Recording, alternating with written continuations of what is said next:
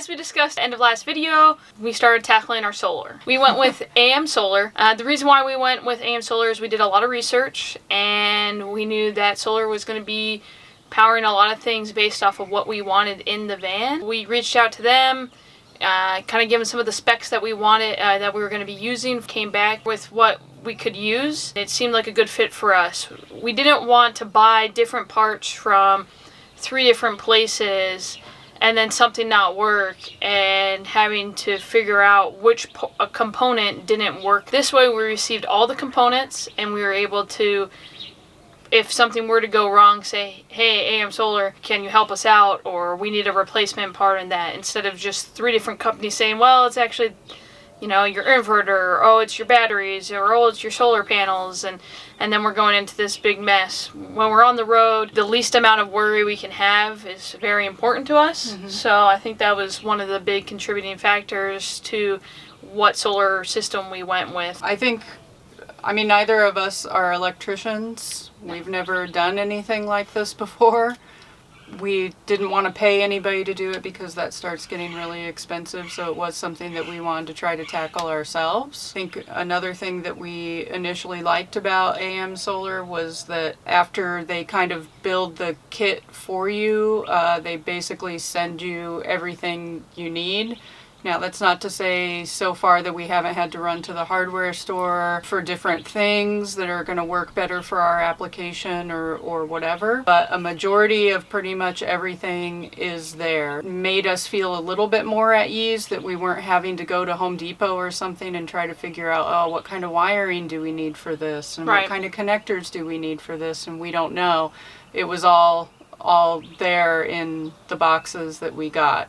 So that put us a little more at ease. And then so far, I would say when we have had questions, their customer service has been pretty good. I've just sent them emails and they're usually replying back to us within 2 or 3 hours regarding whatever the question is. You can send them pictures, you can send them videos if you're just not sure what's going on, because sometimes the directions are not very clear. It may be subjective to us that they're not clear because we've never done anything like this before, and maybe somebody that has more experience, you know, knows, oh yeah, you're just supposed to cut that or whatever.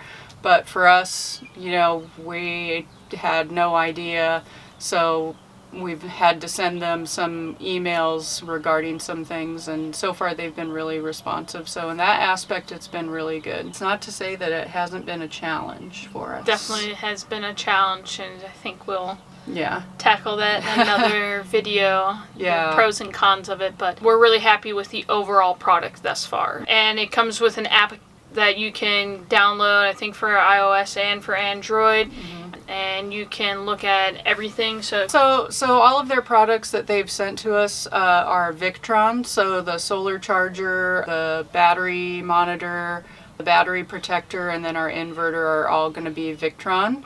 And Victron puts Bluetooth in a majority of their products, so all you have to do is download the Victron app to your phone, and then once you get each component set up, it'll link it on your phone, and then you can constantly monitor whatever the things are. So we don't have the inverter hooked up yet, we haven't made it that far, but we do have the battery protector, the solar charger, and the battery monitor hooked up, and now they're all linked together under the Victron app, and so at any time we can go in and look and see exactly what's going on. So you don't need to have a bunch of monitors and gauges mounted in your van if you don't want to.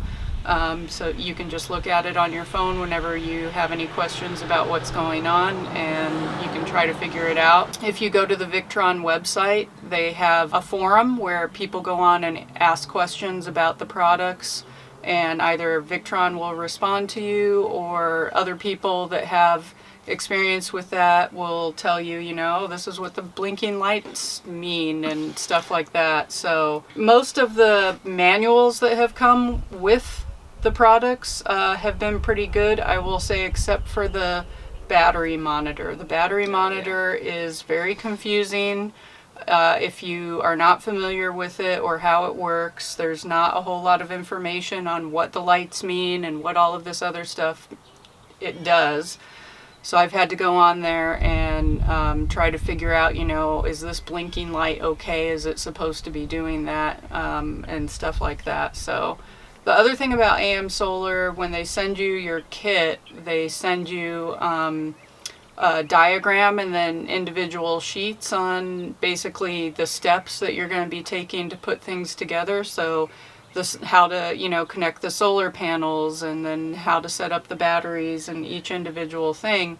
And then it also includes preset parameters based on whatever the system is that you built through them, on what you should be setting in that Victron Bluetooth app. So that makes it super easy. Whenever we're done hooking up a component, we just open up the app and look at whatever it says that we should put in.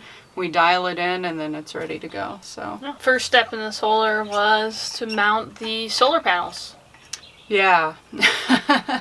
Solar panels. So we had a piece of cardboard that was kind of a template that we were able to bring up first before we actually brought up the panels, and then decide placement. We were originally hoping to go on either side of one of our fans so we could build a deck up top, but it kind of didn't work that way due to the width and length of the fans themselves. So we ended up putting them in between the two fans. Yeah, we still could have mounted them on either side of the fan, but at any given point, if the top of the fan was open or even closed, that you would get some shadowing on at least one of the solar panels, so we wanted to try to reduce that. Yeah. So we decided that, you know, having them mounted in a place where they were going to get the least amount of shadowing if we were parked somewhere. So yesterday we got our solar panels mounted up where we wanted them.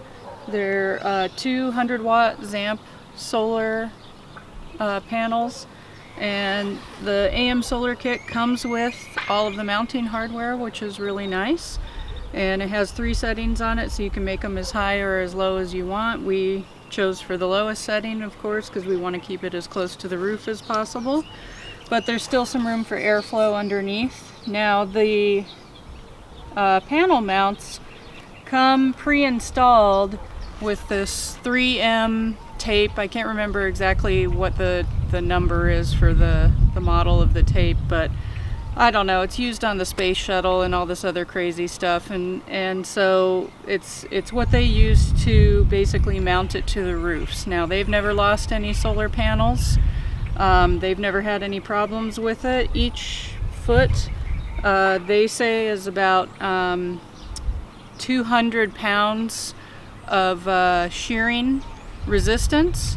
So basically each panel is 800 pounds of shearing resistance is what it would take to supposedly rip the panels off. However, I'm extremely paranoid, and we've already drilled a bunch of stuff into our roof. So I'm going to go ahead and drill in the screws. It did come with screws as an option. So we're going to go ahead and do that just for safety's sake and peace of mind. The last thing we want is a solar panel ripping off down a highway and going flying down the road and possibly injuring somebody else. So I'm just going to go ahead and remove the panels from the feet, since the feet are already installed and glued into place. Screw in the screws and then cover each one with our Flex Seal, and then we can move on to the roof box. It has the positive and negative bus bars in it, so you run the wiring into there. Got to drill another hole in the roof to run wiring for the actual electrical that's going to run to the solar charger, but it came with all of that, so we didn't have to figure out what kind of cable we were using or anything. Ran that, mounted the AM Solar connector box up there, sealed it up, and that was pretty much it for the solar panels. Yeah, and then we connected the batteries. So we have 3 Battleborn batteries. We had 8-gauge wire that we had to cut and then connect to each battery. We connected the shunt, wired it down underneath to go to our battery monitor. So we have our 300 amp hour essentially batteries hooked up to the Victron shunt. It has Bluetooth capabilities. So basically what we had to do is connect the batteries to that via this most negative terminal, and then connect the temperature sensor up here to the most positive terminal. Everything plugs directly into the shunt, including the battery monitor, which you can read off of Bluetooth from your phone. So it does have a gauge. We have it mounted. We mounted it in an area that if for whatever reason we decided we needed to look at it, we could just open the back doors and look at it. But since it runs off of Bluetooth connected to both of our phones, decided we didn't really need to mount it in the cab area. So one of the other things that I wanted to touch on really quick is our grounding. There's a lot of controversy in regards to where you should be grounding your system, and honestly the jury is still out for us on this. Basically, some people say that a chassis ground or a body ground like this is going to be good enough for the system that we're going to be implementing.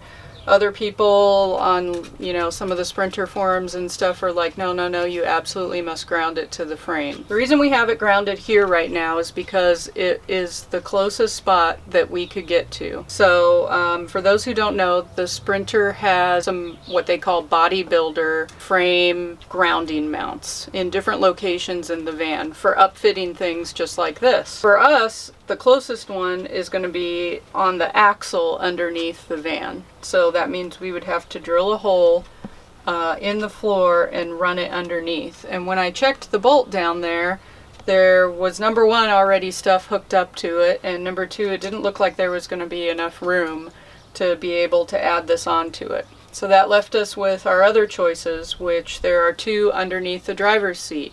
But that meant that we would have to run this cord all the way up through there somehow, because I don't think we can feed it all the way through and then hook it up under the driver's seat. For right now, this is what we're going with. If you have experience with this, if you've built out a Sprinter van with AC power before, or if you're an electrician or something and you have opinions on whether something like this is going to hold and be fine, or we should run it to one of the factory frame mounts, please leave a comment below so we can get some of that information out there, because like I said, there's a lot of information out on the internet, and if you go through any of the Sprinter forums, it's literally half the people saying you have to mount it to the frame and the other half of the people saying I've mounted it to the body and I've had no problems. So that brings us to the end of our first part of solar. We still have a few more things to do, the inverter and a few other small bits, but 3/5 of the way through and it's looking pretty good. Yeah, we're pretty happy with it so far. There have been some frustrating moments. Absolutely. But we have survived so far, so. Yeah, I think it's been back and forth in the frustration. We're just kind of bouncing each other out with that. We plan on going camping next weekend, trying to get away since we've been, just like hopefully most people, sticking to the social distancing and staying at home. But we would like to get out and kind of be in the outdoors before I have to go back to work. So we're going to be going camping, but before then we would like to have a bed that's not on the floor for when we go camping. So we are going to start tackling that this coming week. Yep, so stay tuned for how we end up mounting the bed, and yeah, we'll see you next week. See you next week. Bye. Bye.